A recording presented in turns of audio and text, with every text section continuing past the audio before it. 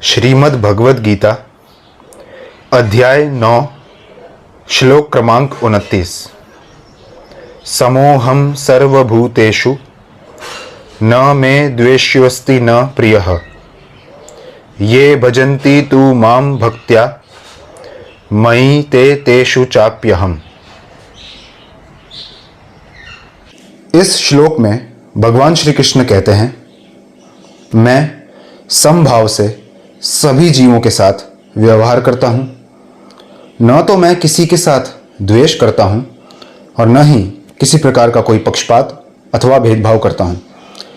लेकिन जो व्यक्ति मेरी प्रेममयी भक्ति में लीन रहते हैं, मुझ में विश्वास रखते हैं और अपने धर्म और अपने कर्तव्य का पालन करते हैं, सदैव अच्छे कर्म करते हैं, ऐसे व्यक्ति के हृदय में मैं निवास करता हूँ और ऐसे भक्तजन मेरे हृदय में भी निवास करते हैं।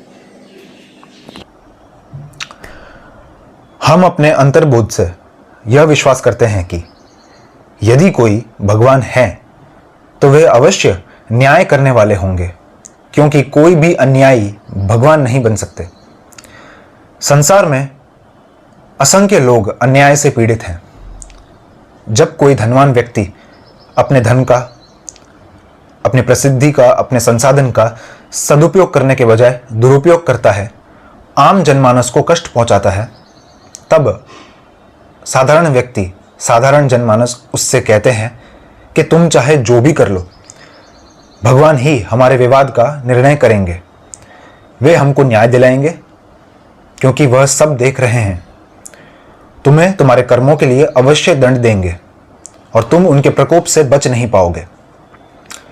इस प्रकार के कथन यह नहीं दर्शाते कि ऐसा कहने वाले व्यक्ति भगवान में दृढ़ विश्वास रखते हों अथवा ऐसा कहने वाले व्यक्ति कोई साधु या संत हों, क्योंकि साधारण व्यक्ति, एक गृहस्थ मनुष्य भी यह विश्वास करता है कि भगवान जब भी न्याय करेंगे, संपूर्ण न्याय करेंगे। किंतु कुछ लोगों का यह मानना है कि भगवान अपने भक्त का अधिक पक्ष लेते हैं। जब सब कुछ कर्म के नियम के अधीन होता है, तब फिर भगवान अपने भक्तों को इससे मुक्त क्यों करते हैं?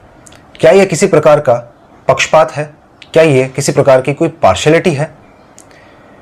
श्री कृष्ण ने इस विषय को स्पष्ट करना आवश्यक समझा और उन्होंने इस श्लोक का आरंभ सम्मोहम शब्द से किया, जिसका सीधा अर्थ है नहीं। वे कहते हैं, नहीं, मैं सबके लिए समान हूं, किंतु मेरा एक जैसा नियम है जिसके अंतर्गत मैं अपनी कृपा बरसाता हूं। इस नियम की व्याख्या, इसको विस्तार से बताते हुए चौथे अध्याय के 11वें श्लोक में भगवान श्री कृष्ण ने कहा था। श्री कृष्ण आगे कहते हैं, हे कुंती पुत्र, लोग जिस भाव से मेरे शरणागत होते हैं, मैं उसके अनुसार उन्हें प्रतिफल देता हूं। जब वर्षा का जल धरती पर समान रूप से गिरता है, यदि उसकी बूंदें किसी खेत पर पड़ती है तब वे अन्न में परिवर्तित हो जाती हैं। यदि उसकी बूंदें रेगिस्तान की झाड़ी पर गिरती हैं तब वे कांटेदार झाड़ी में परिवर्तित हो जाती हैं। और जब ये बूंदें गंदे नाले में गिरती हैं तब गंदे पानी में परिवर्तित हो जाती हैं। इस प्रकार वर्षा की जल की ओर से कोई पक्षपात नहीं किया जाता, क्योंकि वह भूमि पर अपनी कृपा समान रूप से बरसाती है।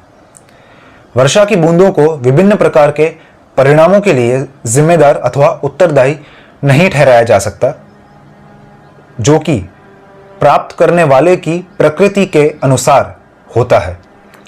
समान रूप से यहां भगवान कहते हैं कि मैं सभी प्राणियों के साथ समान व्यवहार करता हूं, किंतु फिर भी वे प्राणी जो उनसे प्रेम नहीं करते, वे सब कुछ पाकर भी, सारी कृपा भगवान से लेकर भी उनसे वंचित रहते हैं, क्योंकि उनके अंतःकरण अशुद्ध होते हैं।